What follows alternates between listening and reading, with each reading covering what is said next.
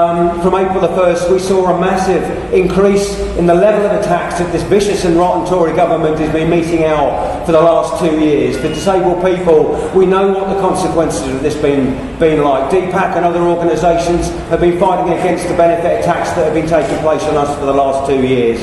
And many of you, I know, will be aware of the actions we've been taking, most notably with our direct actions in street protests, in protest against the Welfare Reform Bill, and then our protests and actions against the welfare benefits cuts that have resulted in the work capability assessments being conducted by the private company Atos, most notably in the week of action that we took again, during the run-up to the Paralympics, with a series of events around London culminating with an occupation of the Department of Work and Pensions main headquarters on the opening day of the Paralympic Games, a day when George Osborne thought they could get up and bask in the glory of the Paralympic achievements and bask in the glory of Atos sponsorship of it, and found to their cost that when they got up they had 80,000 people in that stadium booing them as Atos' name was made poison.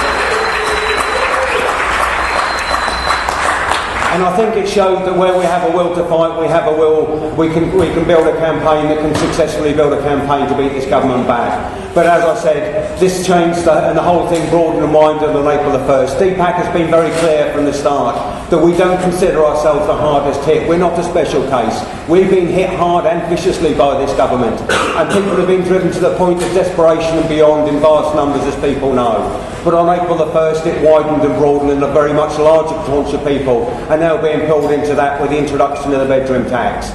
So this is what we're here at this conference to discuss today.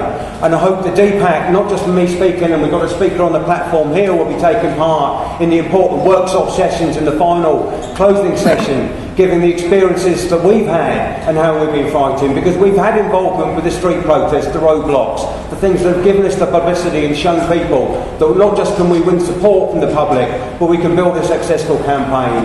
But we also saw the need to build the broadest and widest unity with every other group of people that we possibly can, as the Tories' divide and rule tactics continue to try and stop our movement from developing. We built groups and unity with UK Cut, with the Right to Work campaign, but most importantly we set out and we forged some unity with the workers in the trade union movement. That's why DPAC was proud to be on the TUC march of 250,000 people 2 years ago, why we were proud to take part in the demonstration for national protests with 2 million public sector workers out on strike over their pensions, why we've been proud to stand on PCS picket lines alongside the job centre workers who have been victimised by their management, standing in unity with them to stop any divisions happening between claimants and workers. We know the divisions are happening in our workplaces as well. In the job centres, for example, we know 40% of PCS workers are benefit claimants too, and they're playing off full-time workers against part-time workers in an attempt to drive down standards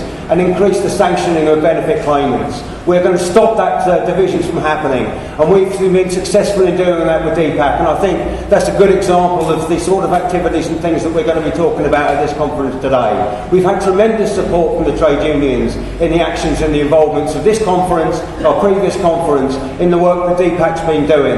But our message from DPAC is clear. Fantastic support, and we need it, but we need to see more. We need to see the street movements, the protest movements, the social movements that are taking place out on the streets, uniting together with struggles inside the workplaces as workers are being attacked, and the government is using the threat of agency work and driving down standards to frighten workers into accepting worse paying conditions as an alternative to be forced out onto benefits and be scapegoated like the rest of us have been. So it's important that we build that unity, and we need that fight back to start right now. Our message is simple: we cannot afford to wait for the next election. We cannot afford to wait until Labour's now elected. We need to start the fight here and now.